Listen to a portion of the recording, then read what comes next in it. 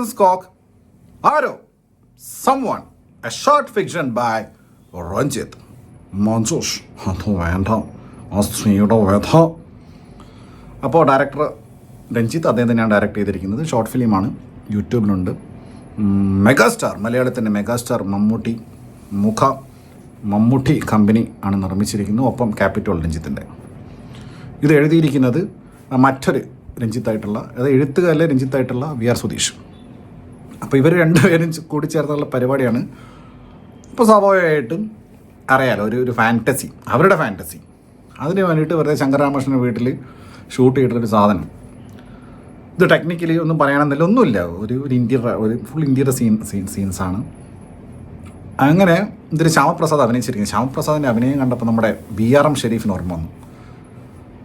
അതിഭാവുകത്വം, വികാരത്തള്ളിച്ച വിറയൽ, അങ്ങനെ അങ്ങനെ വിതുമ്പൽ, അങ്ങനെയുള്ള ഒരു സാധനം.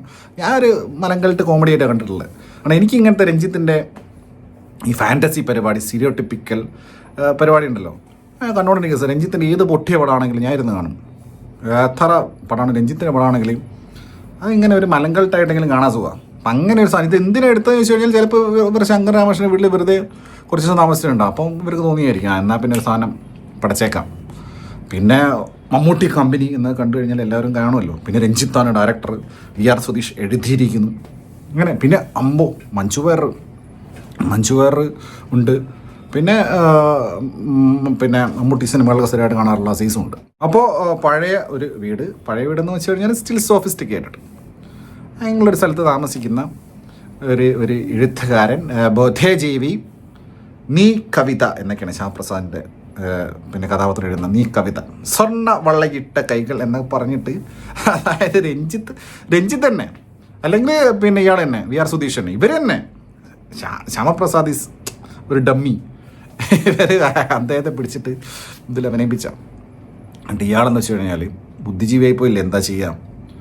നല്ല ബെഡും AC ബെഡ്റൂമൊക്കെ ഉണ്ടെങ്കിലും തറയിൽ കിടന്നുറങ്ങുക. കാരണം എഴുത്തുകാരൊക്കെ ബുദ്ധിജീവികൾക്ക് തറകളാണല്ലോ, അപ്പോൾ അവർക്ക് ഇങ്ങനെ തറയിൽ കിടന്നുറങ്ങുക. പിന്നെ ഫുൾ ടൈം തണ്ണി, വെള്ളം, മദ്യപാനം, പിന്നെ പുകവണ്ടി, സിഗരറ്റ് ഇങ്ങനെ വലിച്ചുകൊണ്ടേയിരിക്കുക. ചെയിൻ സ്മോക്കിംഗ് ആണ്. ഇതേ പണ്ട് മാൾട്ട് വിസ്കി അടിച്ചുകൊണ്ടിരുന്നത്, ഇപ്പോൾ അടിക്കുന്നത് ബെഖാഡി വൈറ്റ് റം. അപ്പോൾ ഇതിങ്ങനെ കുടിച്ച് കുപ്പികൾ കൂട്ടിയിട്ട് പിന്നെ വൃത്തി എന്ന് പറഞ്ഞ സാധനം അടുത്തൂടെ പോകില്ല എന്നുള്ളതാണ് ഇവരുടെ ഒരു സങ്കല്പം. അപ്പോൾ എഴുത്തുകാരൊക്കെ അങ്ങനെയാണ് എന്നുള്ളതാണ്. പഴയ എഴുത്തുകാരൊക്കെ അങ്ങനെ ഉണ്ടായിട്ടുണ്ട് കുറേ. ഞാനും കുറച്ച് കാലം ഇങ്ങനെ കിടന്നിട്ടുണ്ട്. അപ്പോൾ എനിക്കിത് റിലേറ്റ് ചെയ്യാൻ പറ്റും. പക്ഷേ അതല്ല, ഇത് എന്തിനെടുത്ത് വെച്ചാൽ ഇതിലൊന്നുമില്ലെന്നേ, ഒന്നുമില്ല വെച്ച് കഴിഞ്ഞാൽ ഈ ഒരു കണ്ടംപററി ടൈമിൽ ഇങ്ങനൊരു ഷോർട്ട് ഫിലിം, പിന്നെ യൂട്യൂബിൽ റിലീസ് ചെയ്തിട്ടുള്ള സാധനമാണ്. താല്പര്യമുള്ള ആളുകൾ കണ്ടാൽ മതി. ടിക്കറ്റ് എടുത്ത് കാണുന്നതല്ലേ, കുറച്ച് ഡാറ്റ പോകുന്നേ ഉള്ളൂ. അതിനും താല്പര്യമില്ലാത്ത ആളുകൾ കാണാം. പക്ഷേ ഇത് എനിക്കിഷ്ടം ഇങ്ങനത്തെ ഓരോരോ കിറുക്കൻ പരിപാടികൾ, ഇതുപോലത്തെ രഞ്ജിത്തിൻ്റെ കുറേ ഫാൻറ്റസി പരിപാടികൾ കാണാൻ എനിക്കിഷ്ടമാണ്.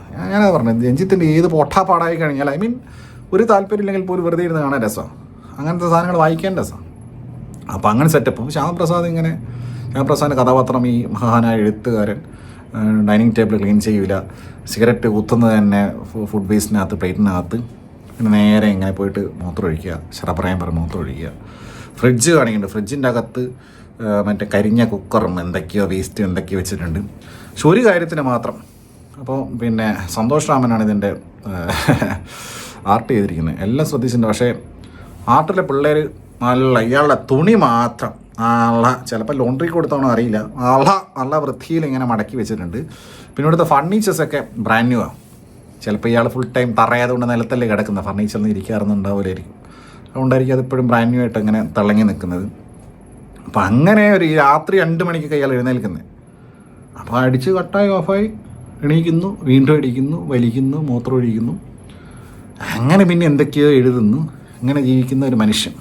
അപ്പോൾ ഇയാളുടെ എന്തൊരു ഫാൻറ്റസിയോ എന്താ മനസ്സിലായില്ല. അപ്പോൾ അവിടെയാണ് നമ്മുടെ നൈട്രസ് ഓക്സൈഡ് മണപ്പിച്ച് കൊണ്ടുവരുന്ന മഞ്ജു വാര്യർ.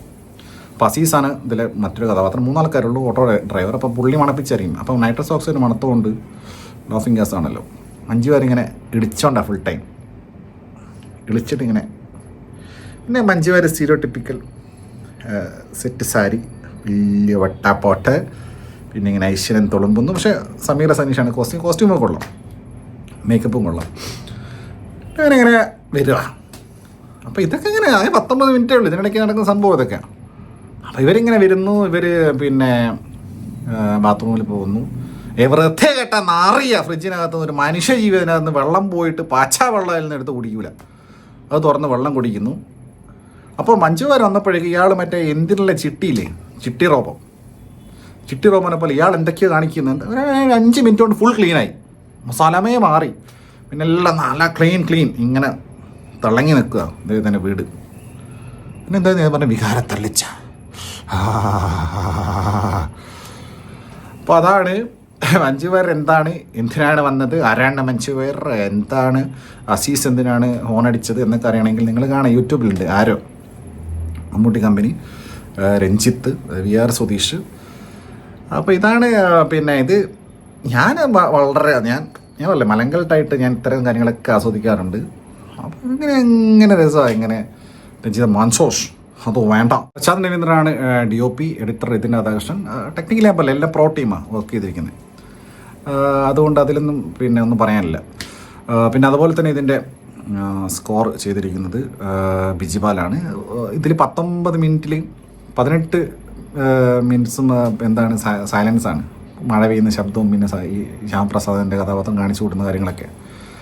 കുറച്ച് 1 മിനിറ്റ് 1.5 മിനിറ്റ് കണ്ടേ ഉള്ളൂ. അത് വീണയും ഫ്ലൂട്ടും, അതാണല്ലോ സാധനം. അപ്പോൾ ഇതിൽ ഏറ്റവും വലിയ സംഭവിച്ചില്ല IFFKൻ്റെ തുണിസഞ്ചിയിലാണ് ഇയാൾ ഇത്രയും അവിടെ സ്ഥലമുണ്ട്, എന്നാലും IFFKൻ്റെ തുണിസഞ്ചി തന്നെ ഇങ്ങനെ തൂങ്ങി ആടണം. എന്ത് ബെക്കാടി വൈറ്റ്, എൻ്റെ രഞ്ജിത്ത്, ബ്രഹ്മകൽപ്പന, എൻ്റെ ബ്രഹ്മകൽപ്പനയാണത് മാൻസോഷ്, അത് വേണ്ട.